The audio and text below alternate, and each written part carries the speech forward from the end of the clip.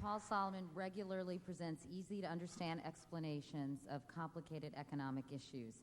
His report, Jobless Recovery, Non-Working Numbers, receives a Peabody Award for revealing inadequate unemployment data from government sources. Chicago-based John Challenger, however, in the outplacement business since the early 80s, says unemployment is much worse than the official number suggests. 6.4% only tells the first part of the story. There are discouraged workers, there are people who've been marginalized, and that puts unemployment up over 12%. 12%? They're being pushed out of the workplace, they're being de-skilled. The problem is much deeper than it looks.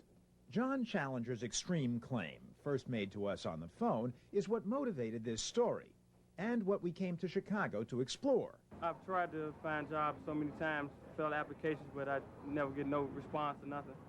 So. Have you looked for work in the last 4 weeks? No. Have you looked for work in the last 4 weeks? No. So I basically, really, honestly, I gave up. Have you looked for work in the last 4 weeks? Now, you could argue that if these young men, none with college, 2 of them high school dropouts, were willing to do anything, they could find a job. For our purposes, however, what matters is not why they aren't working, but that they're not being counted as unemployed. That was Paul Solman, not Solomon. And accepting the Peabody Award is Lee Koromvokis, who is producer of NewsHour with Jim Lehrer.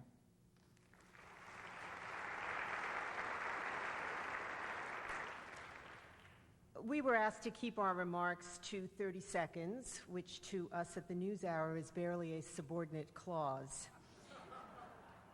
Thus, if I thank my partner, the peripatetic Paul Solman, my researcher, the punctilious Paula Wickman, my boss, lovable Les Crystal, his bosses, judicious Jim Lehrer, and the Rabelaisian Robin MacNeil, as well as penurious PBS, adamantly supportive Archer Daniels Midland, CIT, SBC, and viewers like you, I will have already run out of time. Besides, you're not the only ones who would rather listen to Bill Moyers. So thank you to the University of Georgia and the Peabody Awards. It's a very great honor.